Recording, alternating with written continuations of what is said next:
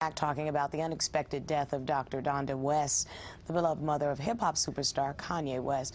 I want to bring Dr. Trokel, Dr. Jan, to people who know him, a cosmetic surgeon with the Jan Center for Corrective and Cosmetic Surgery, into our conversation.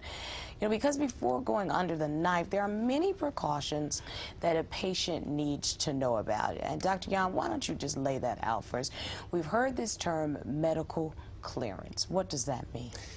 You know, I think cosmetic surgery is such a great thing because people can come and they can take away all the things that they really worry about. If they have a problem, they want to look better, they want to feel better.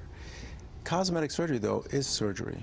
And I think we need to really understand that, and we as doctors owe it to our patients so that they can understand the importance of surgery and the complications and risks. Anytime there is anything invasive, there are risks to that. Anytime that you're going to have any drug put into your body that will render you unconscious, there's a risk to that. Right. Will you please lay that out so that our audience understands? So I think that any procedure that you have, especially surgery, and you're going to be put under general anesthesia, you need to be fit to undergo that stress.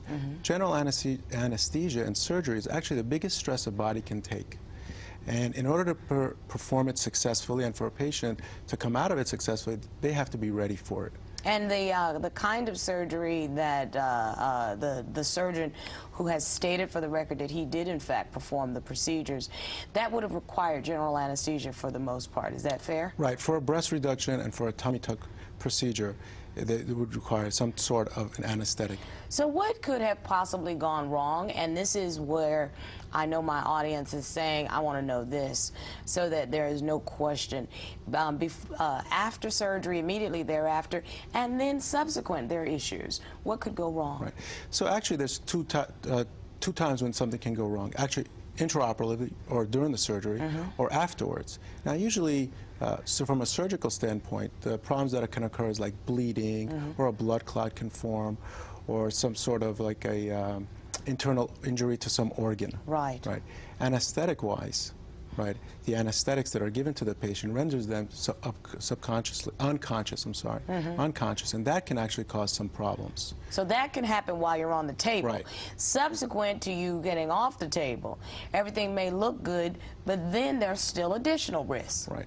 So immediately afterwards, there can be still drugs that are lingering on that can actually creep up, let's say, 6 hours later, 4 hours later, and that can cause someone to stop breathing. Which is one of the reasons why people are usually closely monitored in recovery afterwards for a certain amount of time. And then subsequent, you're given instructions after surgery what you have to do at home or at whatever aftercare facility that you're going to be in, and you must follow those instructions. Tell the audience why.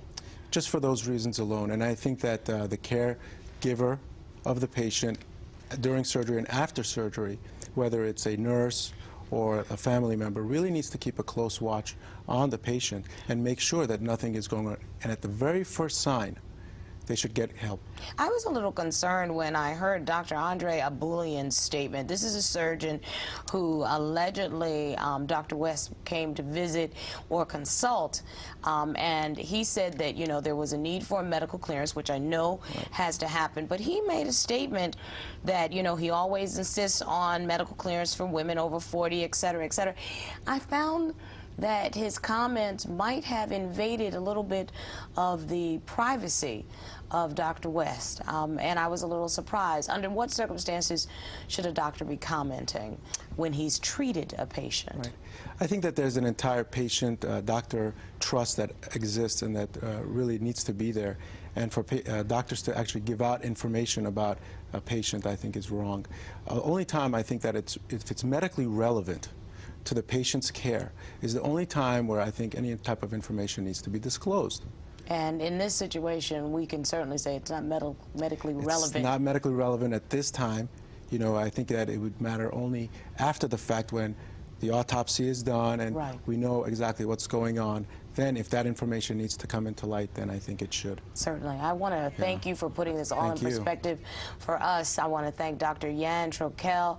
Up next, it is indeed my open letter on mothers and the love only they can give to us. Don't miss it.